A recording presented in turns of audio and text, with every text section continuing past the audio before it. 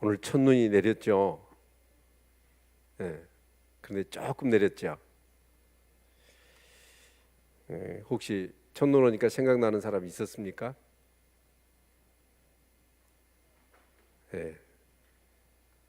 그 유인가 보서 가사 보니까 첫눈이 내리면 어디서 만나자고 그랬어요?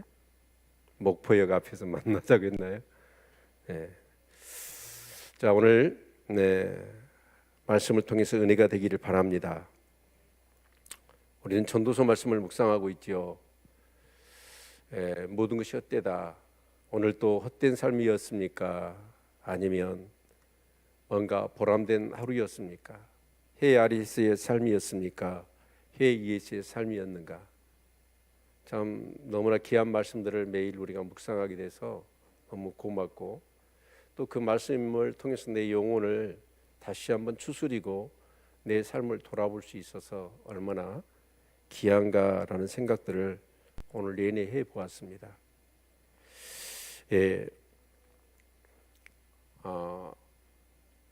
오늘 본문의 말씀은 뭐였죠? 사람이 죽는다는 거였죠.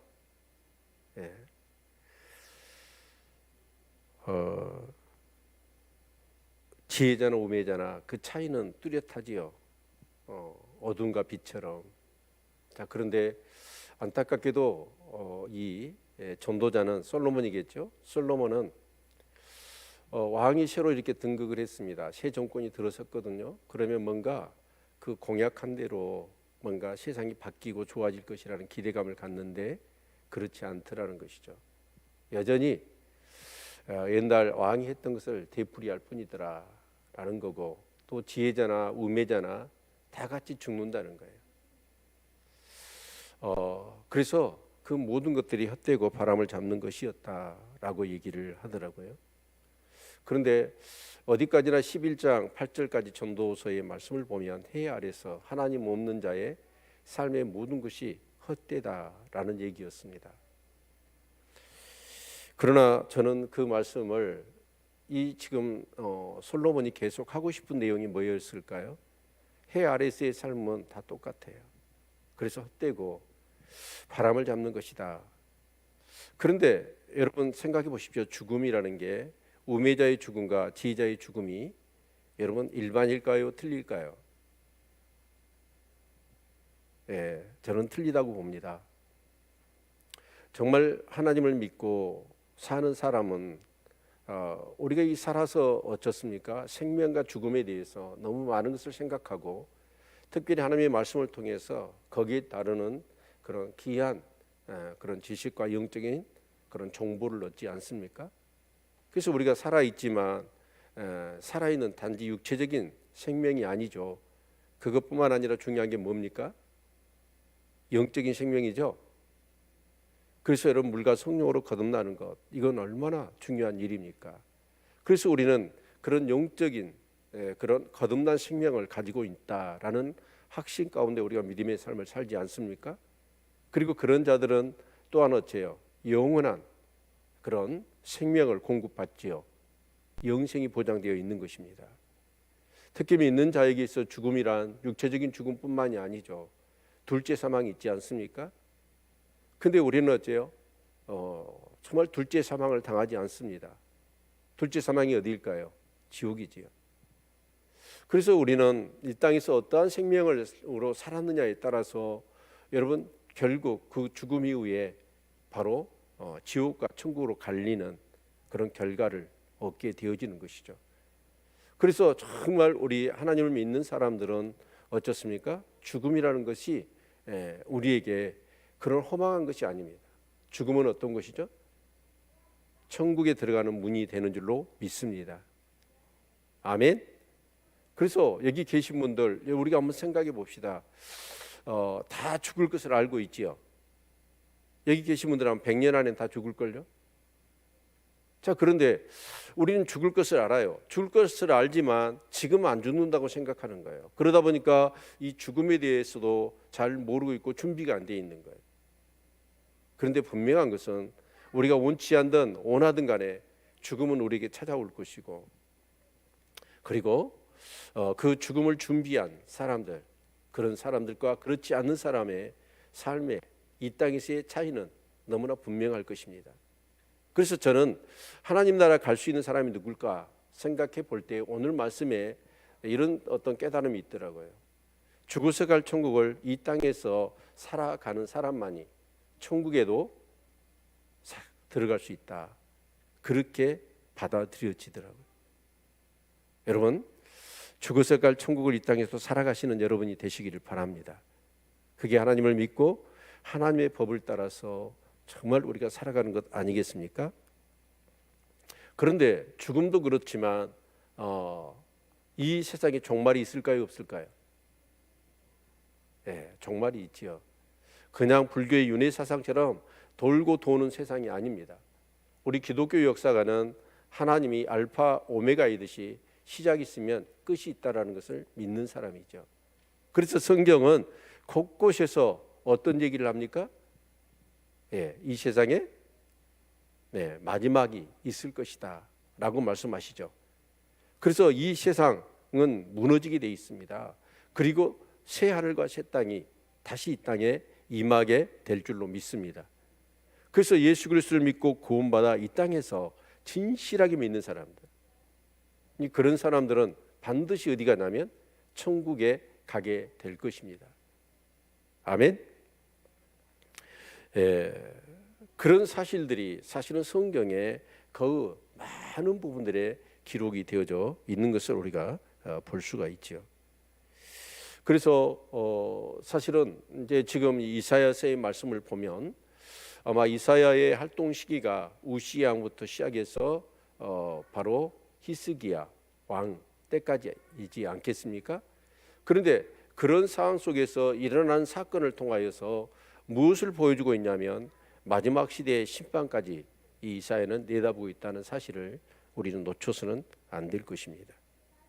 더불어서 이런 말씀들을 우리가 깊이 묵상하면서 무엇을 우리가 또한 배워야 되고 어떤 그런 이 영성을 가져야 되냐면 오늘 일어나는 일들을 통해서 오늘 이 시대의 어떤 하나님의 섭리와 경륜을 볼 뿐만 아니라 또한 마지막 때 될 일들도 내다볼 수 있는 그런 영적인 안목이 저와 여러분에게 필요하다고 할 수 있을 것입니다.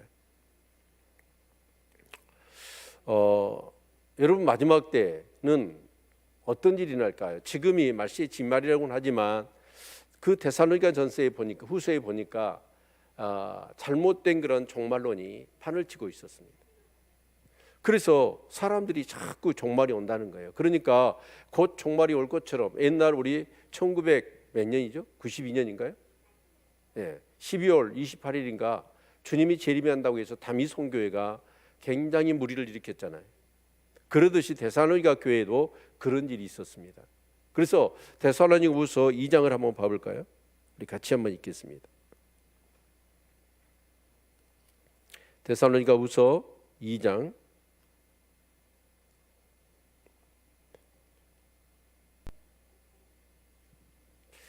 1절부터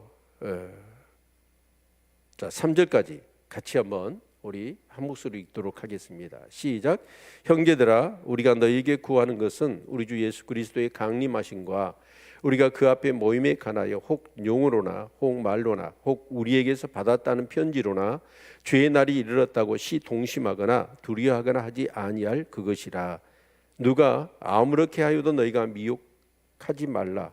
먼저 배도한 일이 있고 저 불법의 사람 곧 멸망의 아들이 나타나기 전에는 이르지 아니하리니. 그러니까 사람들이 이렇게 주님이 곧 재림하신다라는 얘기들을 하게 되니까 사람들이 어떻게 해요? 그 말에 쉽게 동요가 일어나고 사람들이 막 두려워하는 거예요.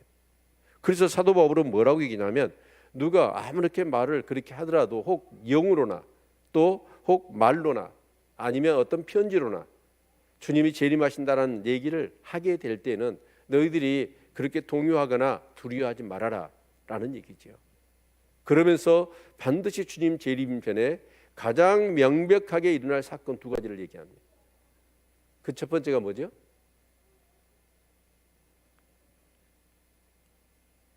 자, 뭡니까? 3절에서 한번 찾아보십시오. 어떤 건가요? 예, 배도하는 일이 있다는 거예요. 수많은 사람이 배도하게 된다는 거예요. 예수님을 믿다가 예수님을 그냥 버려버리는 거예요. 신앙을 부인해버리는 것이죠. 그리고 두 번째 사건이 뭐죠? 예, 바로 불법의 사람 곧 멸망의 아들이 나타나기 전에는 이르지 아니한다. 불법의 사람 바로 멸망의 아들이 누굴까요? 예, 적그리스도입니다. 적그리스도가 등장해요. 그러니까 사실은 배도하는 일이 왜 일어나냐면 적그리스도 때문에 일어나는 겁니다. 그래서 여러분 정말 저는 이 코로나나 이런 최근에 일어난 일들, 아니 내 삶 가운데서 제가 태어나서 뭔가 의식을 갖고 이 세상에 일어난 일들을 통해서 그래도 어느 정도 성경과 비추어서 이렇게 볼 때 점점 하나님이 말씀하시는 그런 마지막 시대의 그런 징후들이 너무나 뚜렷하게 나타나고 있다라는 걸 저는 확인할 수 있어요.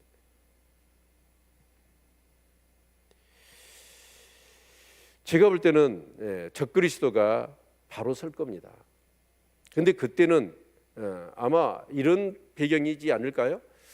이 사도 요한도요 굉장히 고민이 많았습니다. 아픔이 많았습니다. 왜냐하면 정말 주님이 곧 오실 줄 알고 그래서 교회가 초대교회가 부흥하지 않았습니까? 그런데 로마가 등장하면서 어떻게 됐습니까? 사실 로마 시대였죠, 교회가. 그런데 이 황제들이 엄청나게 자신을 신격하면서 신으로 숭배하도록 하는 거예요. 그런데 그런 상황 속에서 반대하고 거기에 절하지 않는 사람이 누굴까요? 그리스도인들입니다. 우리 하나님을 믿는 사람들은 누구에게만 절해야 돼요? 하나님만. 다른 신이 없어요. 그런데 로마가 황제가 자기를 신으로 숭배하라고 하지 않습니까? 그러니까 그렇게 하지 않아요. 그랬더니 로마가 그 엄청난 권력과 군사력을 동원해서 교회를 핍박하기 시작했습니다. 그래서 수많은 사람들이 그렇게 죽임을 당하고 핍박과 박해 속에서 고통을 당하는 거예요. 이런 사실을 바라볼 때 사도 요한은 얼마나 마음이 아팠던지 정말 하나님 앞에 간절히 기도합니다. 하나님, 정말 교회의 역사는 어떻게 될 것입니까?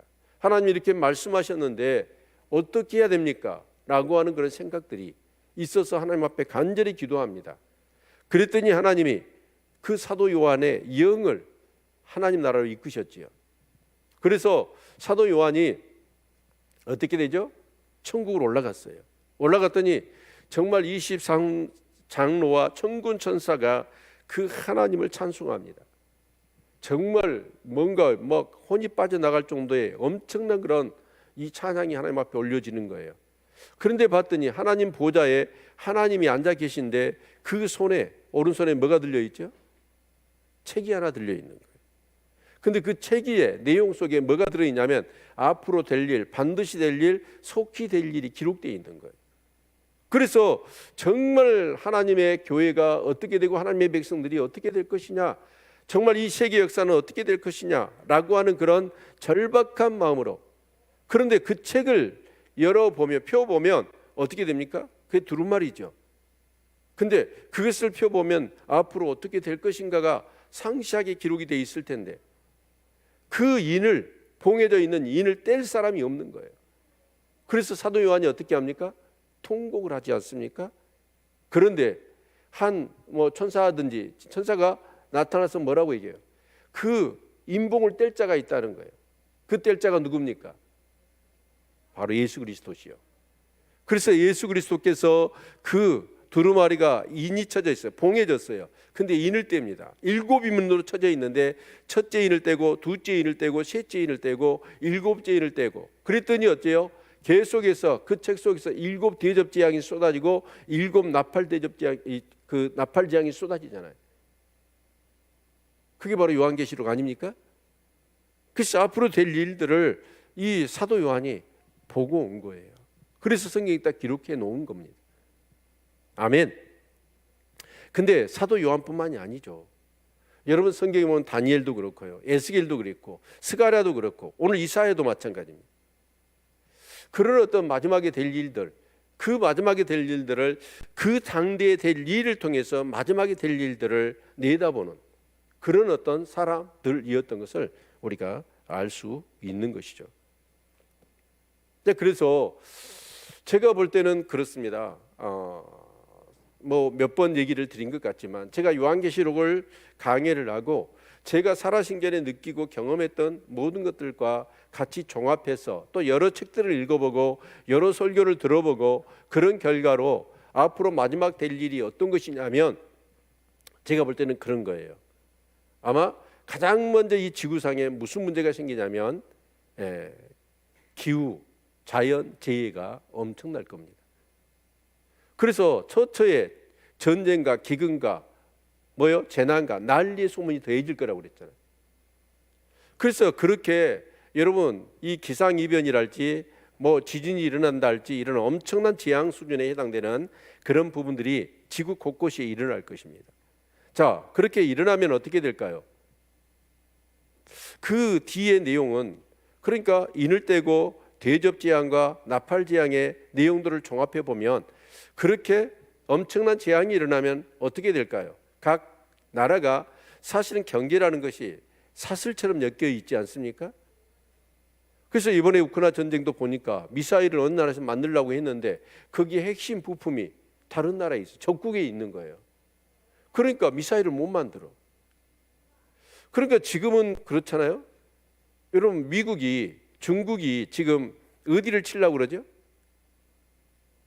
러시아나 우크라이나 전쟁 끝나면 중국이 대만을 친다고 그러잖아요. 대만을 해치려고 할까요? 물론 하나의 중국이죠. 그런데 대만을 치려고 하는 이유가 뭐죠? 거기에 세계적으로 유명한 반도체 회사가 있거든요. 그 세계 반도체 60%를. 그런데 미국이 그러더라고요. 정말 항공모함을 띄우기도 하고 막 하원 의장이 방문하고 국회의원들이 방문을 해요.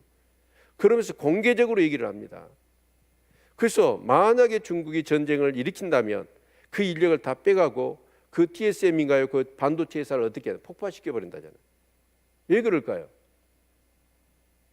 여러분 중국은 지금 패권 싸움을 미국과 하고 있지 않습니까? 근데 그 패권이 무엇 때문에 하죠?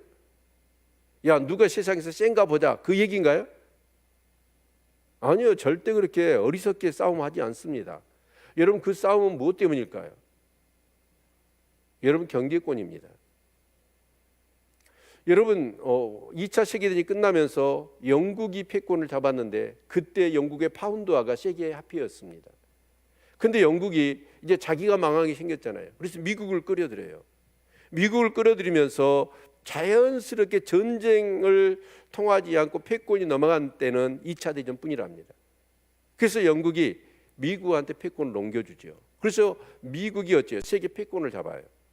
그렇죠. 그래서 미국의 달러가 세계 화폐가 되어진 겁니다. 그런데 미국이 또 이렇게 이제 연합전선을 일으켜서 독일과 싸우잖아요. 그랬을 때 강력하게 끌어들이는 나라가 어떤 나라예요? 독소 조항을 떼기 독일과 여러분은 소련이 어쨌습니까? 그 폴란드를 양분하지 않았습니까? 서로 협력했는데 결국은 어째요? 독일이 소련을 침범하잖아요. 그래서 미국이 소련을 끌어들여요, 전쟁에. 그래서 소련이 이제 2차 대전에 가담하게 되고 독일과 싸우게 되어지죠. 그러면서 미국은 어쩌냐? 패권을 소련한테 넘겨주게 되죠. 그 소련한테 넘겨주는 패권이 어디예요? 세계 전체는 자기가 잡고 이 극동 지역은 전부 다 러시아한테 맡겨버립니다. 그래서 우리나라가 결국은 어디에 포함되죠? 2차 세계대전 끝나고 사실은 어쩌냐? 우리나라하고 일본 사이에 미국이 선을 그어버립니다. 그게 H스 라인이에요. 그래서 우리나라는 소련에다 넘겨줘 버린 거예요. 그래서 소련이 어떻게 해요? 결국은 그 김일성을 사주해서 이 대한민국, 그래서 6.25 전쟁이 일어난 거 아닙니까? 그런데 지금 미국이 전체적인 패권을 갖고 있는데 가장 미국이 거스린 나라가 어디예요? 중국이에요. 중국이 왜 그럴까요? 중국은 그냥 달러를 쓴다는 것이 배 아픈 거예요. 어마어마한 수익이, 그냥 미국은 어쩌냐, 이렇게 수입을 안 하더라도 그 달러가 세계화폐로 통용되는 그것으로 인해서 미국은 막대한 수익을 가져가는 거잖아요. 그래서 중국이 어떻게 합니까? 이하나를 일로이로 사업을 통해서 모든 나라들을 막 포섭을 해서 그 이하나를 사용하도록 그렇게 경제적인 협력을 하잖아요. 그래서 결국은 이 중국이 뭐하냐? 미국 달러 쓰기 싫다는 거예요. 그래서 이하나를 통해서 세계에 자기 연대하는 나라들과 써서 미국 달러하고 경쟁을 하면서 결국은 중국이 경제 패권을 잡겠다라는 그런 심사 아니겠습니까? 이 얘기를 왜 드리냐면 이제 전쟁이 이렇게 엄청난 재앙이 일어나요. 그러면 이 경제가 다 돌아갈 수가 없습니다. 그런데 자국은 살려야 되잖아요. 경제를 일으켜야 될 거 아닙니까? 그러면 이제 뭐가 될까요? 그 나라는, 힘 있는 나라들은 군사력을 동원해서 약한 나라를 여러분 정복하고 거기서 뭘 할까요? 모든 자원들을 가져가지 않겠습니까? 그러면 이제 옛날 식민지 국가처럼 어떻게 될까요? 약육강식의 이 세상이 되어져 버리고 말아요. 그러면 처처의 전쟁이 일어날 겁니다. 그래서 이런 상황이 되어지면 이 지구가 어떻게 될까요? 정말 난리가 날 겁니다. 난리가. 자, 그런데 이런 상황 속에서 이제 사람들이 원하는 게 뭘까요? 뭔가 평화를 추구하지 않겠습니까? 유엔이 됐든지 어떤 기구가 되든지 간에 이제 그렇게 하려고 하겠지요. 그런데 여러분, 그 재앙 수준에 해당되는 엄청난 그런 자연재해들이 있고 전쟁이 일어나는 그런 어떤 서로 민족이 다르고 언어가 다르고 이해관계가 다르는 그런 이 세계에 정말 이전투구의 그런 상황 속에서 어떻게 이 세상에 평화를 가져올 수 있겠습니까? 근데 그 평화를 가져올 수 있는 사람이 누구예요? 그게 바로 적그리스도입니다. 아마 그 적그리스도는 굉장한 그런 리더십을 가진 사람일 것이고 실력을 갖춘 사람일 것이고 지혜로운 사람이어야 할 것입니다. 그래서 그 사람이 얘기하면 사람들이 수긍을 해요. 그래서 그 적그리스도가 등장해서 결국 뭘 할까요? 단일 정부를 만들어야 돼요. 단일 화폐를 만들어야 됩니다. 그래야만이 뭐가 돼요? 이 세상이 하나로 통제가 되지 않겠습니까? 자, 그런데 그렇게 해도 세상이 얼마나 자기 어떤 개인주의적인 성향이 많고 욕심이 많습니까? 그 통제하기가 굉장히 어려울 겁니다. 그래서 한 게 뭐죠? 사람을 통제해야 되니까. 정말 우리가 그 코로나로 인하여서 우리 국가에서 합법적으로 우리를 어떻게 하던가요? 네? 우리의 행적을 다 추적해 버리잖아요. CCTV가 깔려 있을 뿐만 아니라 우리가 가지고 있는 핸드폰이 전부 다 그렇게 근거가 되어져요. 그래서 우리를 통제해 버리잖아요. 그런데 그때는 어쩌냐? 통제하기 위해서 뭘 할까요? 이 적그리스도가 여러분 우리 괴물이 아니에요. 이 세상에서 지구상에서 지금까지 그렇게 훌륭하고 리더십 있는 사람은 없을 겁니다. 그런데 그런 어떤 이 세상을 통제하기 위해서 뭘 해야 될까요? 그래서 이 적그리스도가 자기를 신격하는 거예요. 그리고 자기한테 절을 하면 뭘 줄까요? 아마 우리 몸에다가 아마 칩을 심든지 어떤 방법을 통해서 우리를 통제할 수 있는. 그래서 그것이 없으면 뭘 못해요? 물건을 사고 팔 수가 없는 거예요. 여러분, 물건을 사고 팔 수가 없으면 어떻게 될까요? 살 수 있을까요? 없을까요? 못 살아요. 여러분, 그러면 예수 믿는 사람이 어찌해야 됩니까? 거기다 절을 해야 되잖아요. 그러니까 표를 받아야 될 거 아닙니까? 그런데 그러기 위해서는 어떻게 해야 돼요? 죽어야 돼요. 죽음을 각오해야 돼요. 그런데 사람들은 어떻게 할까요? 정치인들도 혈세 정치인 있지 않습니까? 자기의 어떤 그런 정치 철학이 없어요. 그래서 기회를 봐가지고 어디가 세냐, 어디가 명분이 있냐, 어디 가면 자기 자리를 확보할 수 있느냐라고 해서 이당 저당으로 옮겨가듯이, 여러분 믿는 사람도 그럴 겁니다. 그런 상황이 되어지면 진짜 살고 봐야 될 거 아닙니까? 그럴 때 예수를 부인하고 그것을 받으면 그 침을 받겠지요. 그럴 때 엄청난 배도하는 일들이 일어나게 될 것입니다. 여러분 한번 생각해 보십시오. 그런 상황이 왔을 때 여러분 믿음을 지킬 수 있겠습니까? 지킬 수 있는 사람 손 들어보세요. 오메. 그러면 나머지 지킬 수 없는 사람은 절하겠다는 거예요? 예수님 등지겠다는 겁니까? 이거 신앙 고백이에요. 다시 한번 손 들어보세요. 여기서 손 못 든 사람은 전부 다 절할 겁니다, 아마. 김시미 집사님 절할 거예요? 네, 손 내리세요. 그런데 그게요, 그런 상황하고 오늘 상황하고 한번 생각해 보십시오. 여러분이 정말 교회라고 하는 교회, 그리고 성경의 말씀이 있잖아요. 그 말씀의 법이 있어요. 그 말씀의 법을 따라가지 않고 진짜 전도서에 얘기하는 것처럼 하나님이 없는 삶, 예배고 뭐고 없어요. 기도도 뭐 없어요. 말씀도 없어요. 그냥 자기 하고 싶은 대로 살아요. 그냥 예수 믿고 싶으면 교회 나오고 싶으면 나오고 하기 싫으면 안 해버리고, 이런 사람들이 그런 상황 가운데 있을 때 믿음을 지킬까요? 사실은 그 상황은 그 마지막 시대의 그런 상황과 오늘 시대가 동일한 겁니다. 여러분, 믿음의 양심을 저버리지 않기를 축원합니다. 아멘. 예, 오늘 이 본문의 말씀도 이제 그런 내용이라고 할 수 있을 것입니다. 예, 어떤 내용이죠? 자, 이사야가 사역했을 때 아수르가, 가장 큰 문제가 아수르가 쳐들어오는 거예요. 아람이 그 유다보다도 100배 센 아람이 무너졌고, 이 유다보다도 10배 센 이스라엘이 무너졌습니다. 속절없이 무너졌습니다. 그런데 아수르가 어쩌습니까? 이 유다하고 그 평화조약을 맺었는데 그걸 깨버리고 유다를 치러 오잖아요. 그런 상황 가운데서 여러분 어땠을까요? 많은 그런 대신들이 그러지 않았겠습니까? 히스기야 왕한테 지금 뭘 합니까 왕이요? 지금 아수르가 쳐들어오는데 아람도 북이스라엘도 속절없이 무너졌는데 왜 가만히 있느냐고. 누구를 의지해야 될까요? 하나님을 의지해야 되는데 많은 사람들이 하나님을 의지합니까? 보이지 않는 하나님을? 그런데 애굽은 보이거든요. 애굽에서는 계속해서 사신을 띄워서 뭐라고 얘기합니까? 우리하고 같이 연대해서 저 아수르를 쳐부수자라고 얘기를 하는 거예요.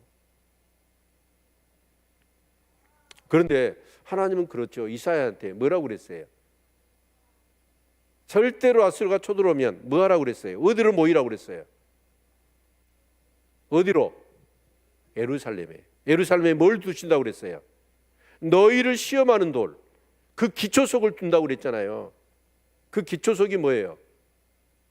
앞으로 오실 예수 그리스도인데, 그 예수 그리스도는 구약에서 예표로 주어진 거 아닙니까?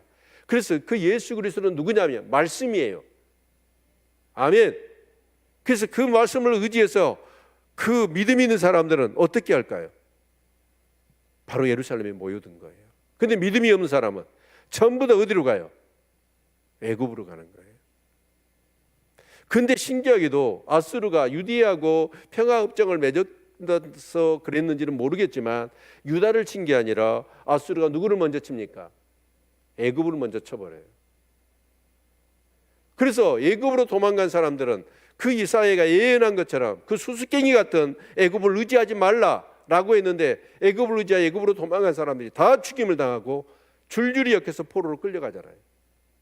이게 역사적인 사실이에요. 그리고 나서 유다를 치러 온 게 18만 5천의 군대입니다. 아멘.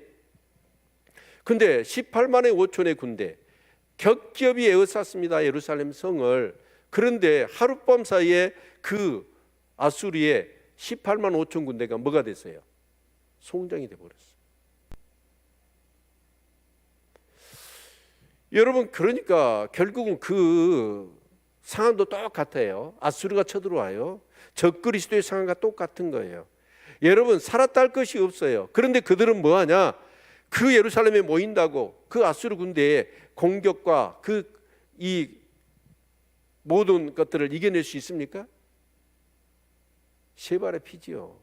그런데 그들은 뭐냐? 오직 그 말씀을 붙들고 예루살렘에 모인 거예요.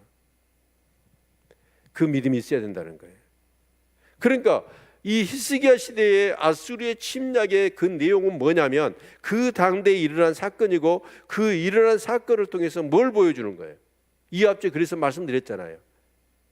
그걸 통해서 뭘 한다고? 영원한 죄가 없어지고 질병이 치유되고, 그래서 그 아수르의 18만의 5천의 군대가 멸망을 당하고 예루살렘 성이 거기에 모여있는 사람이 구원을 받잖아요. 그것을 뭘로 비추던가요? 이사야가 그 당대에 일어난 사건으로 보지 않고 그것을 한 단계 멀리 떠서 마지막 시대에도 일어날 것을 얘기하지 않았습니까? 아멘? 이 믿음이 있기를 바랍니다. 예. 그래서 오늘 본문의 내용은 거기에 연결시켜서 되어지는 내용이거든요. 자, 그래서 이제 아수르뿐만이 아니에요. 그래서 열국이 된 심판해야 될 메시지가 본문에 나와 있고 35장은 바로 이스라엘 백성들의 구원의 사건이 달려 있어요. 이해가 되십니까? 저는요 굉장히 이 말씀이 이렇게 준비하면서 막 기도해서 하니까 이 말씀이 너무 막 살아있는 것 같거든요. 근데 여러분은 제 느낌이 그래요. 아니기를 바라는데 그냥 듣고만 있는 것 같아요.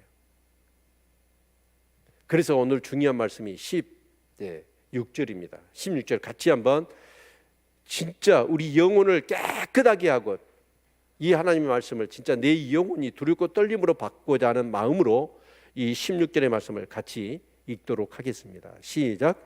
너희는 여호와의 책을 자세히 읽어보라. 이것들이 하나도 빠진 것이 없고 하나도 그 짝이 없는 것이 없으리니 이는 여호와의 입이 이를 명하셨고 그의 신이 이것들을 모으셨음이라. 너희는 여호와의 책을 어떻게 하라는 거예요? 자세히 읽어보라는 거예요. 자세히 읽어본다는 게 뭘까요? 대충 읽지 말고 자세히. 저는 그래요. 성경을 어느 한 순간부터 성경에 이름이 나와요. 그럼 이 사람이 누군가를 다 파헤쳐요. 지명이 나와요. 그 지명이 어딘지를 정확하게 알아요. 문장이 이해가 되어지면 그 문장을 알려고요 몸부림을 쳐요. 그리고 그 사건이 얘기하는 것들, 이 말씀이 의미하는 것들이 무엇인가를 굉장히 고민하면서 성경을 봅니다. 그러다 보니까 이 성경이 어쩌냐, 저는요 어느 한 글자 한 글자를 빼놓지 않고 모든 것이 너무나 분명하다는 하나님의 말씀이라는 사실들이 믿어집니다. 그런데 뭘 보아야 되냐면 이것들이 하나도 빠진 것이 없고 하나도 빠진 것이 없다는 말이 뭔 말이에요? 그 뒤에 말씀을 먼저 보죠. 자, 하나도 그 짝이 없는 것이 없으리니, 그 짝이 없는 게 없대요. 하나님 말씀이. 이 말의 의미는 뭘까요? 하나님의 말씀은 예언과 그 예언의 성취로 이루어져 있습니다. 그래서 하나님의 말씀은 뭐냐? 예언이 되어 있고 그 예언의 성취로 짝을 이루고 있습니다. 아멘입니까? 그래서 하나도 빠진 것이 없다는 말은 뭐냐면 이루어지지 않는 말씀이 하나도 없다라는 의미예요. 아멘.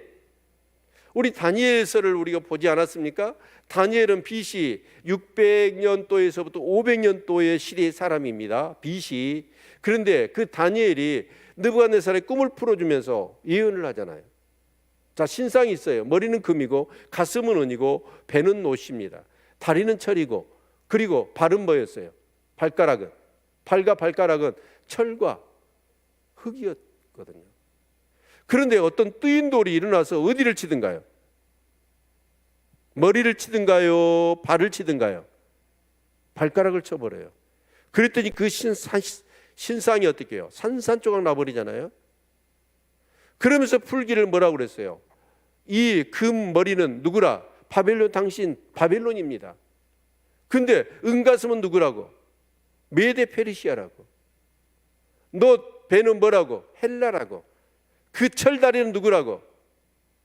로마라고. 그런데 로마 시대 이후에 제국의 역사는 끝나요. 그렇죠? 로마 황제, 그래서 동로마, 서로마 나눠줬다가 그 로마 제국이 무너지면서 거기에 로마 황제를 근거로 해서 오므락달싹 못하게 쥐어잡고 있었던 영주들이 다 나라로 독립해요. 그게 유럽 나라 아닙니까? 그래서 로마 제국 이후로는 제국이라는 역사가 없어요. 그래서 지금 모든 나라 우크라이나도 있지, 리비아도 있지, 폴란드도 있지, 영국도 있지, 스위스, 독일, 프랑스 다 나라로 나눠져 있잖아요. 이게 지금 열강이에요. 근데 이때 누가 오시는 거예요? 뜨인돌이 누구예요? 예수 그리스도가 와서 이제 심판한다는 거예요. 그런데 다니엘은 BC 600년에서 500년 시대의 사람이 어디를 보고 있습니까? 앞으로 될 모든 역사에 그 나라가 생기기도 전에 그 나라의 모든 것까지 다 얘기하고 있지 않습니까? 그러면서 이 역사의 끝을 내다보고 있잖아요. 근데 그게 이루어졌어요? 안 이루어졌어요? 이루어졌어요? 안 이루어졌어요? 이루어졌어요. 아브라함한테 뭐라고 그러죠?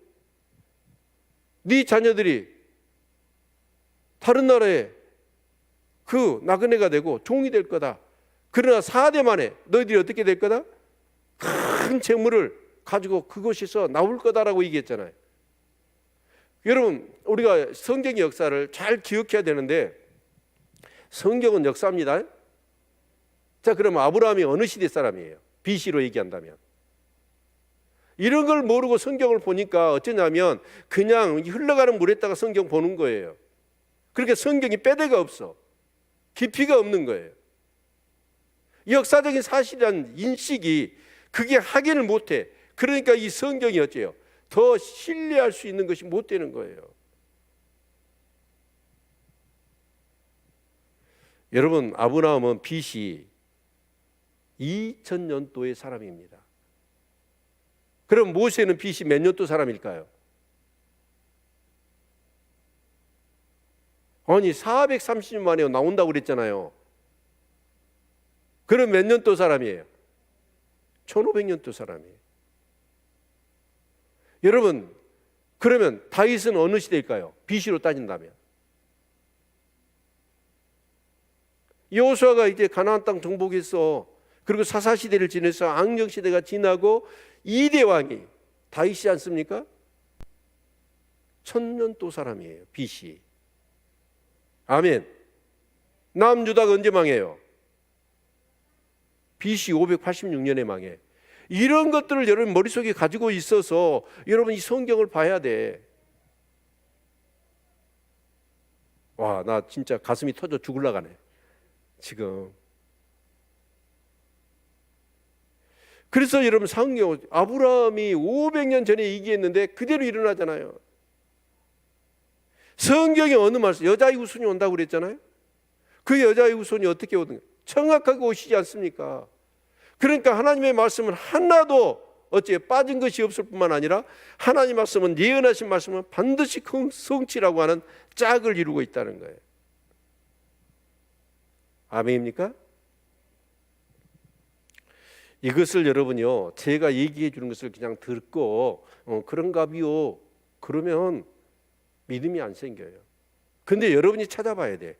직접 성경을 읽고 그 성경의 그 사실들을 확인하고 자세히 보란 말이 그런 얘기입니다. 그러면 여러분 어떤 생각이 드냐면, 여러분 모세오경이 언제 기록됐어요? 출애굽하고 나서 시내산에서 모세가 받은 거 아니에요. 그것을 기록해서 백성들한테 읽어주고, 여러분 그렇게 했더니 백성들이 뭘 알아요? 아, 그렇구나. 우리가 왜 애굽에서 노예 생활을 했는지, 또 출애굽을 해야 되는지, 출애굽을 해서 어디를 가야 되는지 그 성경을 보니까 알잖아요. 아멘. 절대로 여러분 믿음 없는 자가 되지 말고 믿는 자가 되시기를 축원합니다.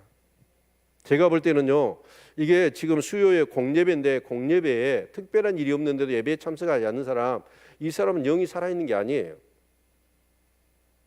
마지막 시대에 그런 상황이 되면 여러분 믿음 못 지킵니다. 그 조그마한 육체의 일과 자기 생활의 어떤 그런 부분 때문에 예배를 빠진 사람이 믿음을 지킨다? 저는 절대 그거 인정 못해요.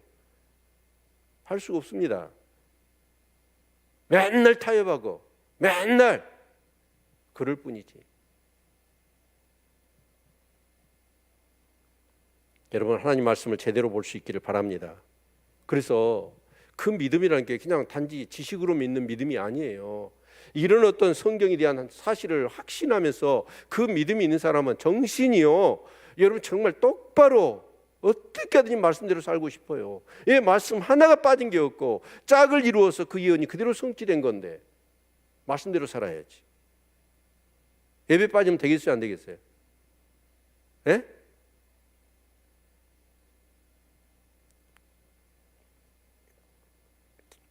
그래서 아수르를 그렇게 심판하신 것을 이제 오늘 본문에 보면, 오늘 본문과 다음 주에 그 본문의 내용 34장과 35장은 마지막 시대 심판에 대한 내용을, 아수르 18만의 5천의 군대가 멸망받고 그 예루살렘에 믿음으로 모인 사람이 구원받는 사건을 확장시켜서 마지막 때, 마지막 심판에 대한, 그리고 마지막 시대 구원에 대한 내용을 이사야가 얘기하고 있다고요. 나는 이런 걸 생각하면요, 정말 이 말씀을 보면요, 진짜 정신이 바닥바닥 나고요. 어떻게 살아야 될 것인지 그냥 내 마음이, 내 영이요, 막 그때그때마다 도전받고요, 바로 서는 것 같더라고요. 그래서 우리 34장 1절 소론이 30분 했네. 네, 같이 한번 읽어봅시다. 시작. 열국이여 너희는 나 들을지어다. 민족들이 귀를 기울일지어다. 땅과 땅에 충만한 것, 세계와 세계에서 나는 모든 것들이여 들을지어다.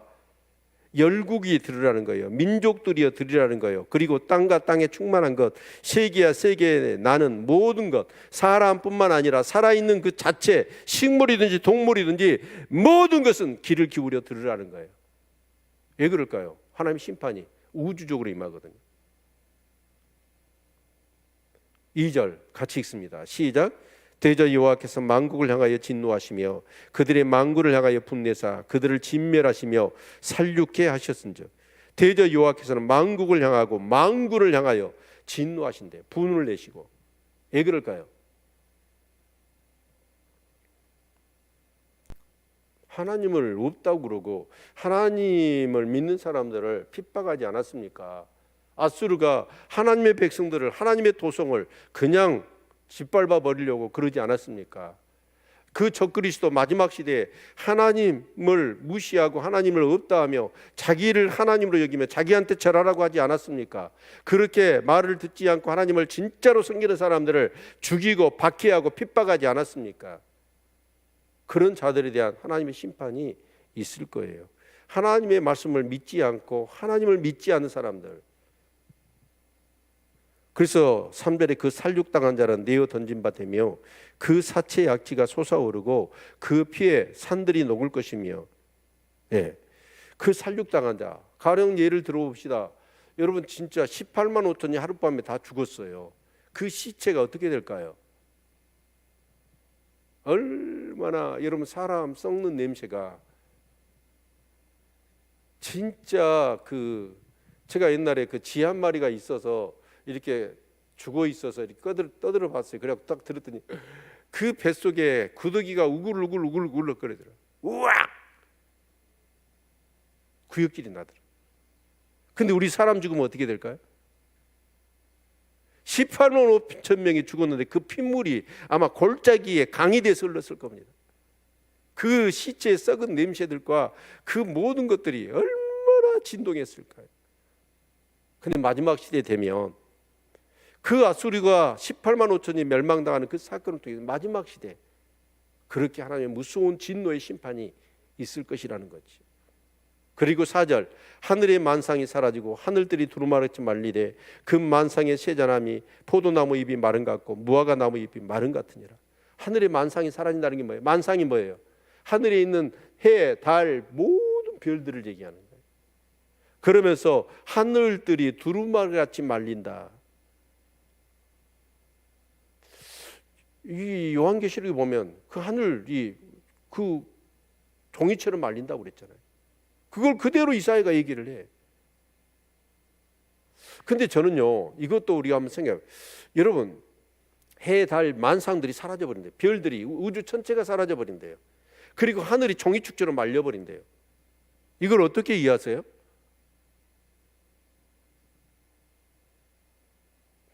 이 모든 우주가 무너져요.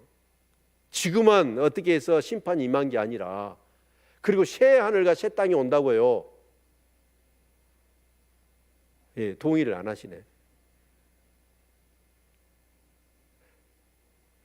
이 종이축처럼 이 하늘이 말린다는 얘기가 저는요 어느 정도 이해가 가능해요. 왜 그러냐면 모든 이 과학적인 사실은요 어디에서 기인하냐면 가정에서 시작합니다. 근데 그 가정이 무너지면 어떻게 될까요? 모든 법칙들은 없어져 버려요. 근데 그 물리학의 많은 법칙들, 우리가 그렇죠? 뭐 고전 물리학과 현대 물리학으로 나누거든요. 근데 아인슈타인을 통해 상대성 이론이 나왔잖아요. 그러면서 이 관측 기기가 발전하면서 뭐냐면 아주 미시세계, 온자핵의 세계를 들여다봐요, 인간이. 그런데 F는 이꼬르 G, 중력 상수, 그리고 R 제곱분의 M1, M2잖아요. 그게 두 물체는 서로 힘을 가해요. 영향력을 줘요. 근데 그게 뭐냐면 우리가 생각하는 이 범주 안에서의 해당되는 운동의 방정식이에요. 그런데 미시세계, 온자핵 속에 들어가면 그건 안 맞아요. 그래서 E는 MC의 제곱이 나오죠. 이런 그런데 그런 모든 법칙들이 어디에서 유효하냐면 모든 물체는 빛보다는 빠를 수 없다라고는 가정하에서 그 공식이 성립이 되어집니다. 그런데 만약에 여러분 빛보다 빠른 물체가 있다 그러면 어떻게 될까요? 제가 김강수 24년을 보고 있거든요. 뭘로 볼까요? 빛으로 봐요, 빛으로. 그런데 내가 그 빛보다도 빨라 버리거든요. 그러면 어떻게 될까요? 김강수 24님 얼굴이. 네? 순간적으로 어쩌냐면 앞에도 보이고 옆에도 보고 뒤에도 보여. 그럼 내가 빛보다 빨라 버리니까. 그걸 뭐라고 그러냐면 적색변이, 청색변이 해가지고 색깔이 바뀔 뿐만 아니라 공간이 휘어져 버립니다.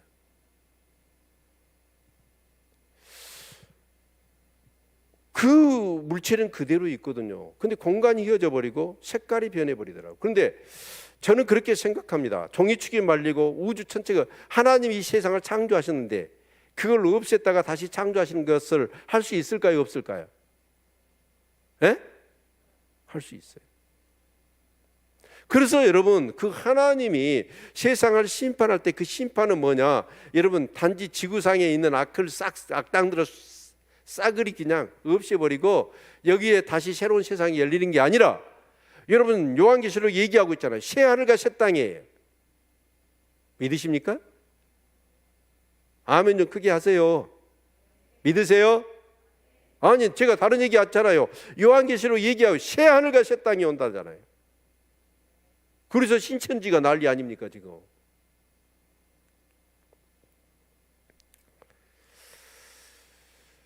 그래서 만상의 세자람이, 만상이 사라지고 해와 달 별들이 사라지고, 그러니까 포도나무, 무화과 잎이 다 어떻게 될까요? 비가 오기를 하겠습니까? 여러분 다 말라 없어지는 것이죠. 그리고 5절, 여호와의 칼이 하늘에서 족하게 마셨은즉 보라 이것이 에돔위에 내리며 멸망으로 정한 백성에 내려서 그를 심판할 것이라. 여호와의 칼이 하늘에서 뭐예요? 족하게 마셨은즉. 칼이 뭘 마셨을까요? 네? 포도주 마셨을까요? 칼은 피를 마시는 거예요. 그 피는 누구 피일까요? 여러분 절대로 우리가요 죄를 지었어요. 근데 그 죄를 사함받기 위해서는 뭐가 흘려야 되죠? 피를 흘려야 됩니다. 근데 그 피를 여러분 우리가 회개하면 그 예수 피로, 그 피가 유효하지만 예수를 믿지 않는 사람은 내 피를 흘려야 돼요. 근데 하나님은 어떤 분이에요? 공의의 하나님이죠. 죄를 지었는데 죄를 그냥 아무 근거 없이 공의에 대한 충족이 없이 용서할까요? 여러분 그러면 무법천지가 되는 거예요. 그래서 하나님은 사랑의 하나님일 뿐만 아니라 공의의 하나님이시거든요. 그래서 반드시 뭐 하냐면 심판을 하셔요. 그 칼로. 그래서 그 죄를, 예수를 믿지 않고 그런 모든 사람들을 여러분 어떻게 해요? 그 칼로 멸하시는 것이, 심판하시는 것이죠. 그리고 에돔위에 내린다라고 할 때 이 에돔은 저희가 생각할 때는 그렇습니다. 요한계시록을 보니까 16장 17장의 내용을 보면 무너졌도다 큰 성 바벨론이요. 바벨론이거든요. 그 바벨론이 누구냐? 어디인 거냐? 적 그리스도의 심장부입니다. 본부가 있는 곳이죠. 자, 그런데 이 에돔으로 표현된 것은 제가 볼 때는 상징적인 의미라고 봐요. 그 당시에 에돔은 어쩌냐? 굉장히 이스라엘에게 괴롭힘을 줬던 민족입니다.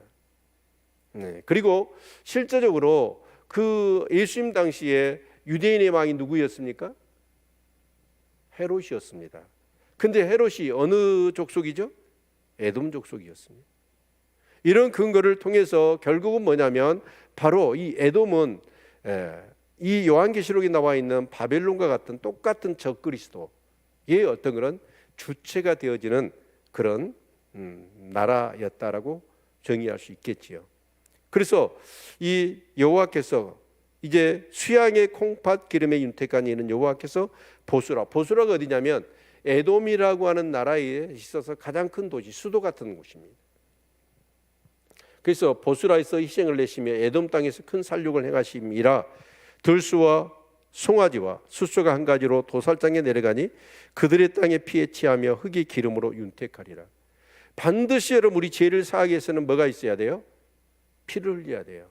그런데 구약에서는 누구 피였어요? 흠없고 점없는 어린 양의 피였습니다.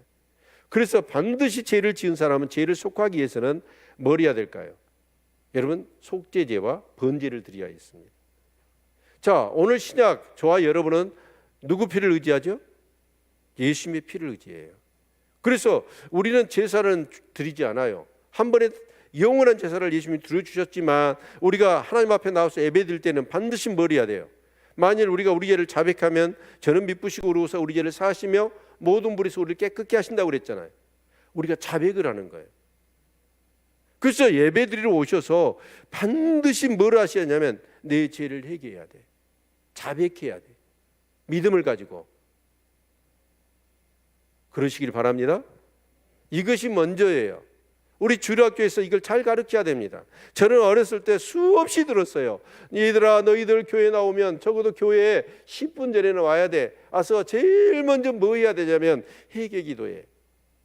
예배의 가장 큰 축복이 뭐예요? 제사함입니다. 아멘. 제사함이 되어야 우리가 드리는 찬송과 기도와 예배가 하나님 받으시는 것이죠.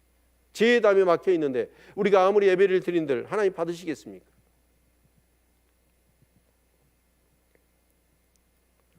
8절 같이 한번 읽겠습니다. 시작. 이것은 여호와의 보수할 날이요 시온의 송사를 위하여 신원하실 해라. 자, 그런데 이런 어떤 열 민족에 대한 그런 어떤 심판은 무엇 때문이냐면 여호와의 보수할 날이에요. 보수가 뭐예요? 하나님이 심판, 복수한다는 얘기잖아요. 왜 그럴까요? 하나님이 시온의 송사를 위하여 신원하실 때라. 시온의 송사, 그 예루살렘에 그 어떻게 보면 그 당시에 아수리에서 포로로 포위되어서 고통당하는 그 이스라엘 백성일 수 있겠지요. 그 사람들은 누구예요? 진짜 그 믿음 갖는다는 게 어렵습니다. 애굽으로 도망가지 죽으려고 한정해서 도관에 들어가요? 그거와 같은 거예요. 오늘은 뭐냐면 바로 이 시온의 송사라는 게 뭐예요? 교회입니다. 하나님 믿는 사람들이 정말 교회에 모여서 중보기도 하지 않습니까? 하나님 물이 바다 덮음 같이 여호와를 인정하는 것으로 가득 차게 해주십시오. 이 세상에 하나님을 업신여기고 하나님을 믿는 우리를 무시하고 핍박합니다. 정말 하나님이 살아계신데 하나님이 살아계시며 하나님의 역사의 주인인 것을 보여주십시오. 얼마나 특히 오늘 우리는 모르지만 많은 박해와 핍박이 있는 교회의 성도들이 모여서 그 기도를 얼마나 간절히, 그러니까 송사라는 게 뭐예요? 재판을 고소했다는 뜻이에요. 그것을 들으시고 하나님이 그렇게 열국에 대하여 심판하신다는 내용이죠.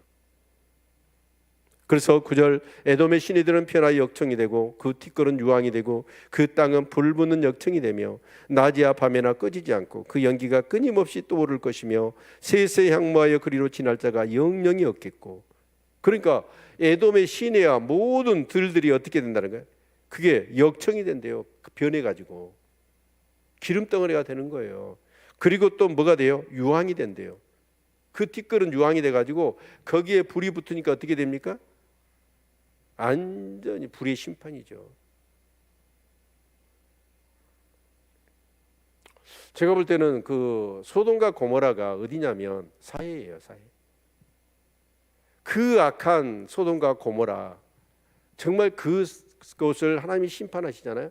유황불이 쏟아지죠. 그래서 유황불이 쏟아지니까 그게 폭탄 아닙니까? 폭탄이 계속해서 여러분 떨어지면서 막 불이 타니까, 여러분 이 육지에서 가장 해수면에 낮은 곳이 어디냐면 사해라잖아요. 그래서 그 사해 바다가 뭐가 됐습니까? 사실은 바다잖아요. 죽음의 바다잖아요. 생물이 살지를 못해. 그런데 마지막 시대에 이제 적그리스도의 심장부였던 에돔을 하나님 먼저 이렇게 치신다는 거예요. 그래서 11절 이후를 보면 당아와 고슴도치가 그 땅을 차지하며 부엉이와 까마귀가 거기 거할 것이라. 여호와께서 혼란의 줄과 공허의 줄을 에돔에 베푸실 것인즉, 그들이 국가를 이으리하여 기인들을 부르되 아무도 없겠고 그 모든 방백도 없게 될 것이요 그 궁궐에는 가시나무가 나며 그 경관성에는 엉겅퀴와 새 품이 자라서 시랑의 굴과 타조의 초소가 될 것이니 들짐승이 이리야만 나며 수염새가 그 동류를 부르며 올빼미가 거기 거하여 쉬는 초소를 삼으며 부엉이가 거기 깃들이고 알을 낳아 가서 그 그늘에 모으며 솔개들도 그 짝과 함께 거기 모이리라. 이런 13개의 부류의 짐승들이 그곳에 모여들어요. 그 말의 의미는 뭘까요? 이런 짐승들이 그곳에 모인 이유는 뭐죠? 사람이 없으니까. 완전히 깡그리 모두가 심판받고 사람이 살 수 없는 곳, 사람이 없으니까 짐승들이 모여드는 거예요. 그렇죠? 여기서 당화가 뭘까요? 그러니까 여러분 성경을 보면서 이런 모르는 단어가 있잖아요. 그냥 대충 넘어가지 말고 좀 찾아보셔요. 네? 그러면 의력도 늘어나고 성경을 다음에 읽을 때였죠. 그 내용을 아니까 재미있어. 성경이 꼭 재미로만 읽는 건 아니지만 성경을 할 때 이해가 안 되니까 어때요? 잠이 와버리잖아요. 당화는 부엉이, 올빼미가에 해당되는 새들을 얘기합니다. 뒤에 보면 13절에 시랑의 굴과 타조의 초소가 될 것이다 라고 할 때 타조는 우리가 알지만 시랑은 뭐예요? 근데 이게 번역이 시랑이 뭐냐면 언어적으로 얘기하면 이 시랑은 뭐냐면 뱀이에요. 뱀의 굴이 되는 거예요. 근데 이 13마리의 그런 어떤 이 짐승들이 모여드는 것은 사람이 없기 때문이지만 요한계시록에 보면 어떤 내용이 나옵니까? 이렇게 심판이 있고 난 다음에 그곳이 뭐가 되냐면 귀신들의 초소가 된다고 그랬어요. 그러니까 여기 나오는 이런 짐승들은 결국 뭐예요? 악한 영들, 그들이 모여 있는 곳이 될 거다라는 것이죠. 참 성경을 보면요, 이사야가 어떻게 이런 것들을 내다보고 이 얘기를 했을까? 그런데 사도 요한하고 딱 얘기를 맞춰보면 너무나 딱 맞는 거예요. 그래 안 그래? 그래서 성경이 신기하죠. 아멘. 그래서 하나님 말씀을 믿을 수밖에 없는 거예요. 그래서 다시 16절 다시 한번 읽습니다. 시작. 너희는 여호와의 책을 자세히 읽어보라. 이것들이 하나도 빠진 것이 없고 하나도 그 짝이 없는 것이 없으리니 이는 여호와의 입이 이를 명하셨고 그의 신이 이것들을 모으셨습니다. 그러니까 그 말씀을 자세히 우리가 보면 어쩌냐면 하나도 이루어진 것이 없고 모든 예언과 성취가 짝을 딱딱딱 이루더라는 거예요. 왜 그럴까요? 이걸 누가 하셨어요? 하나님이 말씀하셨습니다. 아멘. 하나님이 말씀하셔. 그래서 여호와의 입이 이를 명하셨고 그의 신이 이것들을 모으셨습니다. 하나님의 입에서 나오는 말씀을 성령께서 그것을 그렇게 역사 가운데서 이루어지고 진행되고 성취되어지도록 그렇게 하셨다라는 것입니다. 아멘. 그래서 17절 같이 읽습니다. 시작. 여호와께서 그것들을 위하여 제비를 뽑으시며 진수로 줄을 띄어 그 땅을 그것들에게 나눠 주셨으니 그것들이 영영이 차지하며 대대로 거기 거하리라. 자, 하나님이 뭐하냐? 그 앞에도 나와 있어요. 자, 혼란의 줄과 공허의 줄을 에돔에 베푸신다고 그랬죠. 11절. 근데 17절 때 보니까 하나님이 친수로 줄을 띄어서 구역을 정한다는 거예요. 구역을 정해놓고 어떻게 하냐면 정확하게 그 구역이 정해진 그 부분을 하나님이 심판하신다는 거예요. 그렇죠. 옛날에 이렇게 제가 아는 분 지적공사에 다니신 분인데 대부분 이제 이렇게 땅이 경기가 모호하잖아요. 그러면 뭘 하죠? 측량을 해요, 측량을. 근데 이런 얘기를 제가 들었습니다. 그 측량하는 기사가 나와요. 그 측량을 해줘, 돈 받고. 그럴 때 어찌를 먹여요. 어찌를 먹으면 측량할 때 탁 콤파스로 재가지고 어떻게 하냐면 이렇게 선을 긋잖아요. 선을 긋는데 0.1mm 연필로 그어야 되는데 0.5mm로 그어버린대. 그러면 그 지적도상에 여러분 0.4mm 차이가 실제 땅에는 몇 미리 차이가 날까요? 엄청난 차이가 나니까. 그러니까 사람은 어쩌냐, 또 정확하게 하려고 하더라도 실수할 때가 있어. 여러분, 그래서 실수하고 오차가 있거든요. 근데 하나님은 오차가 있을까요, 없을까요? 오차가 있을 수가 없어요. 정확하게 하나님이 친수로 직접 손으로 줄을 띄어 그 땅을 그것들에게 나눠주셨으니 그것들이 영영이 차지하며 대대로 거기 거하리라. 아멘. 여러분, 정말 그렇습니다. 하나님은 정확하신 분이에요. 대충 해가지고 구원 받을 줄을 생각하지를 마십시오. 여러분, 정말 제가 이렇게 진도대교 밑에 가면요, 옛날 횟집이었는데 그 횟집을 누가 인수를 해갖고 찻집을 만들었더라고요. 근데 거기에 앉아 있으면 뭐죠? 진도대교가 뭐예요? 그가 울돌목이잖아요. 그러면 물살 흐름이 어찌냐면 거기 그 카페에 앉아 있으면, 그리고 밖에 나가서 보면요, 아니 근데 안 나가도 되더라고요. 물살이요 바로 눈앞에서 흐르는데 소리를 내면서 흘러가요. 막 소용돌이가 치면서 막 물이 얼마나 급하게 흐르는지 몰라요. 그런데 한참을 흐릅니다.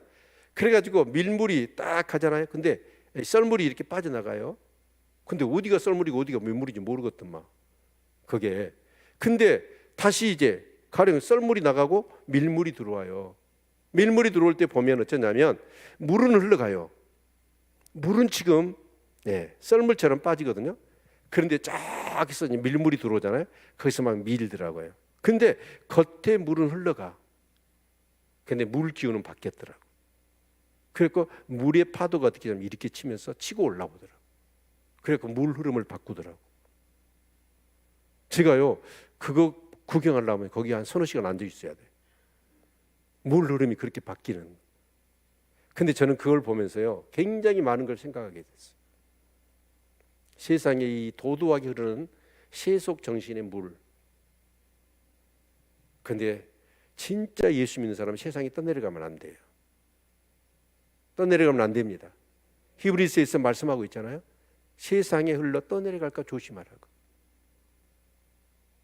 그런데 그 세상의 그 거대한 흐름을 새로운 밀물의 기운이 밀고 들어오더라고요. 거기 가서 꼭 4시간 동안 앉아 있으면서 이걸 묵상하시길 바랍니다. 커피값이 없으면 제가 대드릴 테니까. 여러분, 정말 지금은요 많은 사람들이 그 적그리스도가 와서 그 엄청난 박해를 하고 그렇게 해야 할 때도 배도가 많이 일어나지만 지금도 그러고 있어요. 수많은 사람이 지금 믿음이 흔들립니다. 왜 그럴까요? 세상에 너무나 경쟁, 비교 속에서 여러분 세속적인 것들이 너무나 우리에게 영향을 미치고 있거든요.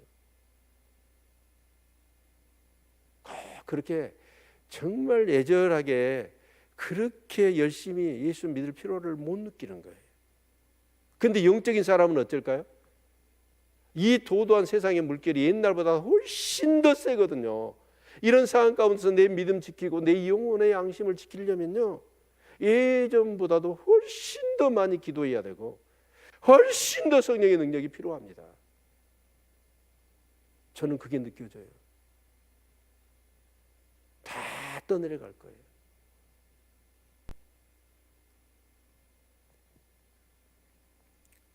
저는 분명히 얘기했습니다.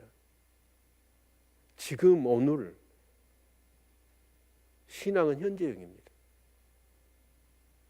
절대로 신앙은 ing지. 지금 진행이고 현재해야지.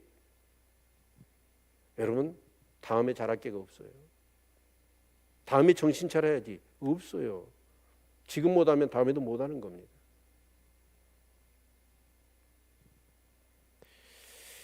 다시 정리하겠습니다. 여러분, 사람은요 어떻게든 본능이 있어요. 살아남으려고 하는 본능. 그래서 어쩌냐면 어디가 나에게 안전한가, 어느 쪽에 서야 내 미래를 보장받느냐, 이것이 굉장히 예민합니다. 적그리스도가 등장합니다. 아니, 적그리스도가 등장할 때만이 아니라 지금 오늘 그렇습니다. 영이 살아있는 사람은 느낄 거예요. 어느 정도 내가 신앙생활을 해야 내 영이 살아서 진짜 내 행동하는 모든 것, 생각하는 것에 있어서 정말 내가 주인 되지 않고 내 임의대로 하지 않고 나를 구원하시고 나를 창조하시며 나의 주인 되신 왕 되신 그 하나님의 뜻대로 살아갈 수 있는가. 여러분 다시 한번 성찰해 보십시오.